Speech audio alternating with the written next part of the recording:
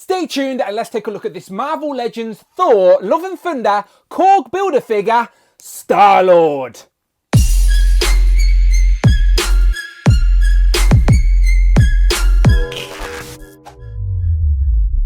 Pow and welcome back to the channel, Dan Who Reviews. As always, my name is Dan W. Make sure you are following me on Instagram at It's Dan Who. And remember, you can now hit that join button and become a channel member as well. Either show some love or join the members club. Much appreciated. Today we are taking a look at the Marvel Legends Thor Love and Thunder Korg Build-A-Figure Star-Lord. Now, I'm a massive fan of Peter Quill in the MCU, and I'm happy to see him pop up wherever it may be. And I'm very curious of the role that the Guardians play in Love and Thunder. Are they going to be in the first 10 minutes of the movie, or are they going to have a bigger role to play? We shall see, but we do get a new Star-Lord figure all the same, with some new elements as well. It's getting a little bit of hate online because people think the likeness isn't too great, but we shall see for ourselves when I open them up. But in the packaging, it doesn't look too bad. Definitely looks better than the promo images, I tell you that. We get no like Star-Lord helmet, but we do get some blasters, and we even get a Build-A-Figure piece for Korg.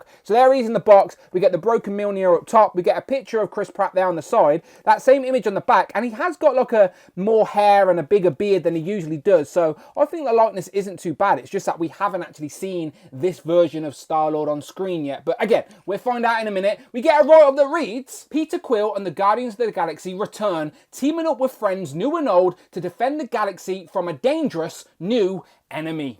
And then, as always, you get a list of all the figures in this wave you need to build the Korg Build-A-Figure. Today we're reviewing Star-Lord. So as I said, I will do some comparisons with previous Star-Lords, of course, so let's get them open. So here we have Peter Quill out of the packaging with all of his accessories, and I say all, but he only comes with his guns, his 2 pistols, which is fine, I guess. We do get a Build-A-Figure piece for the Korg Build-A-Figure, so you know what to do, subscribe to the channel and come back once we have all the pieces we will build and review Korg. Today, let's focus on Star-Lord, because there's a little bit of old and a little bit of new with this figure. Basically, from the shoes, the boots, all the way up to the neck, it's the old figure with a new overlay to sort of hide the t-shirt, but there's still an ab crunch under there, with a new jacket and a new arms. So it's a little bit of old and a little bit of new, but I think the biggest question on people's mind is that likeness. So let's zoom in and have a look. Now, you know me when it comes to Marvel Legends, I like to focus on the positive.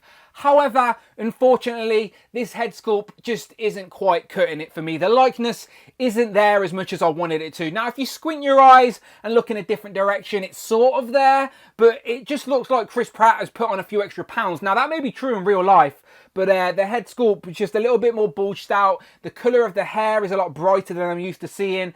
And yeah, maybe it's the beard because he never had a beard. I don't know, just something's not quite right. Now, I did try and use the Google machine to look for some reference of Star-Lord from Love and Thunder, but the only reference I could find was the actual Marvel Legend packaging. And I think the packaging is basically concept art. It's not an actual photo of Chris Pratt. So maybe this head sculpt is based off concept art of Chris Pratt, not an actual photo of him. I don't know that for sure. I guess we'll never know, but the likeness just isn't there. If you compare it to the Guardians of the Galaxy Volume 2 Chris Pratt, I like that one a lot more. The colour of the hair is different. Now, he's still got a beard there as well, so I don't know what's putting me off. Maybe it's a bigger beard. But yeah, the previous head sculpt I do like more than this new one. But again, I've not seen the film. Maybe this is spot on, but I've only seen the trailer. I don't know. I don't want to harp on too much about it. But yes, the head sculpt isn't as nice as I would like it to be. However, let's take a look at the rest of the figure. So as I mentioned, this figure is a little bit of old, a little bit of new. The newness is definitely the arms. We have new double jointed pinless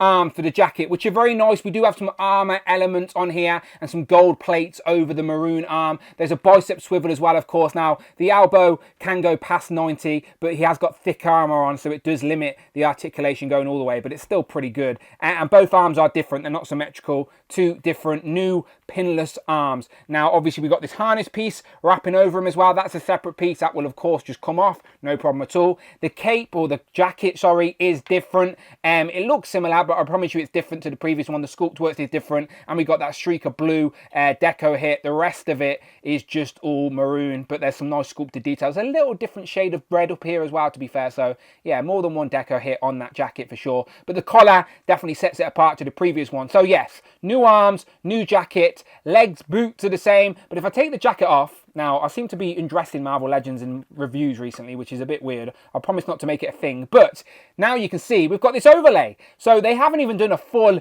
t-shirt overlay. It's basically just like a vest that covers the t-shirt from Guardians of the Galaxy Volume 2. So there's your Guardians of the Galaxy Volume 2 t-shirt. You can see the sculpted lines up there. So it's the same t-shirt underneath this overlay with the ab crunch there. So yeah, it's just an overlay instead of a new sculpted torso, which I don't care, to be fair, it doesn't bother me. But from the boots all the way up to the neck is basically Guardians of the Galaxy Volume 2. Obviously, you've got a little bit more deco on the boots, so they look a little bit different, but they are the same all the way up to you've got the pins on there to show you, and also you've got the actual clips for the guns that come with this figure. So yes, boots, legs, the same, and torsos are the same, just with a new overlay. As I said, they've scrimped on the back here, but yeah, once you put the jacket on, to be fair, you can't even tell. So I'm fine with it, absolutely fine with it. There you go, jacket's back on, harness goes back on easy, as you can see. There you go, just dressed them again, perfect. So there you go, so that is Star-Lord. No interchangeable hands, but we do get 2 trigger finger hands on the guns, for the guns. So here we have Star-Lord holding his guns, and these again are the same blasters that we've got previously, but just with a slightly different deco. There's a lighter grey there and a little bit of gold, where the previous ones were more gunmetal grey and chrome. So yeah, pick your poison there when it comes to the guns, but they are the same mold, and they work. They sit in the trigger finger hands, no problem at all. You can pose them up nicely with the guns, and I do always like the look for Star-Lord. So yeah, there you go, him holding his weapons, no problems at all. And you can also harness them on the trousers, like so. So now we have both of the blasters literally plugged in to the legs here. If I move the jacket out of the way, you can see there's a peg that just plugs in during the trigger bit, and they sit in there nice and firm, and the jacket holds them in place nicely as well. So there you go, they've got holstered guns looking good. And while we're zoomed in, you can see some of the deco detail on that overlay. You've got like a gold zip there, some gold buckles up top, then you've got some chrome elements here on the harness, and then down on the boots, as I mentioned, you've got all the buckles painted in. So overall, it's a decent Star-Lord body, undoubtedly the MCU Star-Lord as well, which is really nice.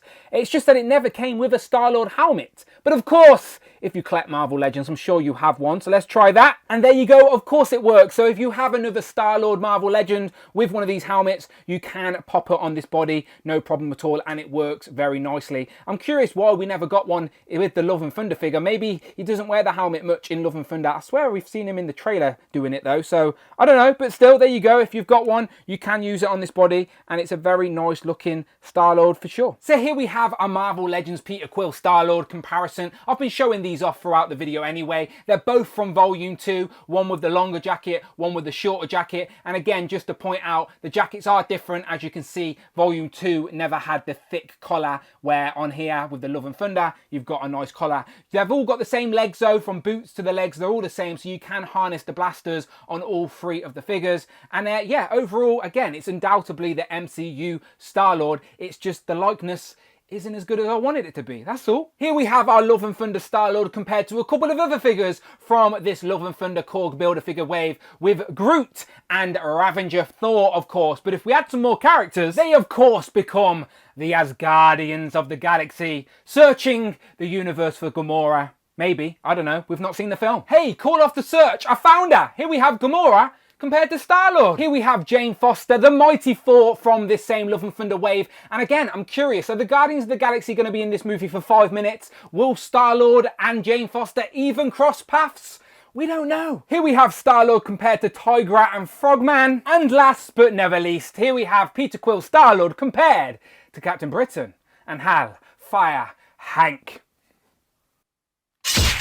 So, final thoughts on this Marvel Legends Thor, Love and Thunder, Star-Lord. As I said right at the start, I'm a big fan of the Guardians, and the more I see of them in the MCU, the better. So I'm hoping that they play more than a 5-minute cameo at the start of the film, dropping Thor off on a planet and then they fly away. Hopefully they're entwined in the story a little bit, but at least we know that we're getting more Guardians next year with Volume 3 and a Christmas special as well. So I'm sure these won't be the last Guardians of the Galaxy movie figures we see in the near future. Hopefully the next time they do a Star-Lord, the head sculpt's a little bit better, and maybe we get an actual helmet this time. I would like the hands also, if they're holding guns, to be up and down hinges rather than side to side. I'm being nitpicky, I know, but still, I've got to put it out there. But you let me know what you think in the comments below, of course, of this Star-Lord. Always curious to hear your thoughts. Do you like the likeness or not?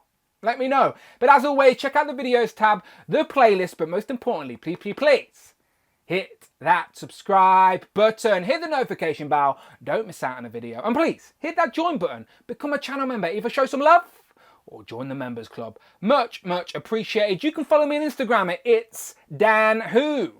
Honestly, follow me. And I'm on Twitter as well, at Dan Who Reviews. Tweet me, don't be shy. And of course, my name is Dan W, and I will see you on the next one.